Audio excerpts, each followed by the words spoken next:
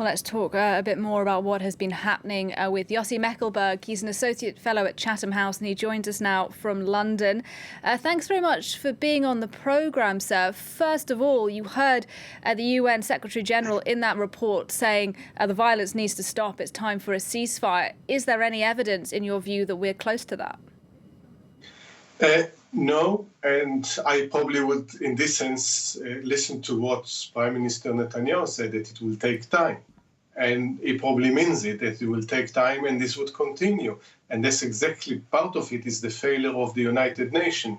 It's all good for Mr. Guterres to talk about it must stop, but the Security Council won't reach any resolution. That there is a need of a resolution by the Security Council, try to lean on both sides to stop it and stop it immediately. Do you think if a Security Council resolution was agreed that Benjamin Netanyahu would actually put a halt to these airstrikes, though it sounds pretty clear from the language we heard from him yesterday that he is intent to, in his words, keep going until he has degraded the will of Hamas to continue firing those rockets? That could be days, if not weeks away, couldn't it? It can, and when you enter in this kind of phase of a conflict, it sets its own dynamic. It creates a momentum of this, and we don't know from minute to minute what can escalate it.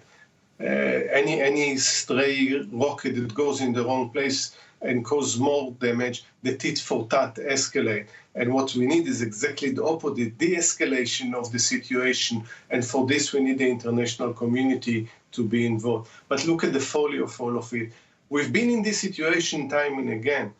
You can find more targets and hit more targets, and the Hamas can keep firing rockets at civilians. But is that what we want? Is that what's going to improve their relative situation? The answer, no. We'll go back to the same situation. A ceasefire will declare. It can be the next day, it can be a few days, it can be weeks. At the end of the day, it will end with more casualties and in a situation which is even more difficult to resolve later.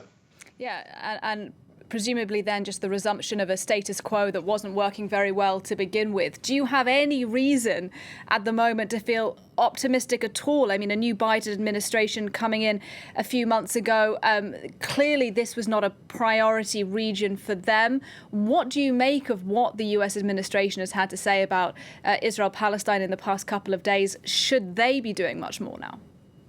Well, my optimism is pushed to the very limit. Definitely recently. I don't see that because I don't see either the forces within Israel and Palestine that can push for breaking the impasse between them. And I don't see an international community that is interested enough.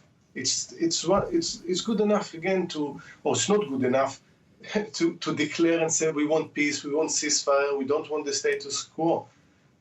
It's not enough not to go and do something about it. And that's the main problem here, is that when there is ceasefire, all the international community almost despairs. They don't want to deal with it because they don't believe that they can make a difference. And that's, I think, where they are wrong.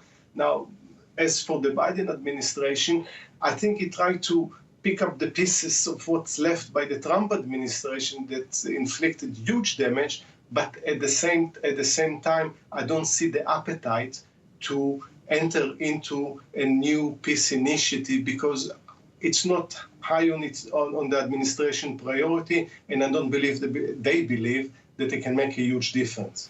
Just finally, Mr. Mekelberg, I want to get your take on what we've been seeing inside Israel, this intercommunal violence between Palestinian citizens of Israel and Jewish Israelis. This is relatively new in Israeli-Palestinian terms. How worried are you about this? Are we looking at potentially the triggers of a third intifada? It should worry the Israelis very much, whether they are Jews or Arabs. Because when you get into intercommunal conflict, when people set fire to synagogue or set fire to a Muslim cemetery, lynching people, setting fire businesses, this can lead to a civil war. This is something which undermines the very existence of the society if that's what we see night after night. And I think, again, that it calls for a national dialogue.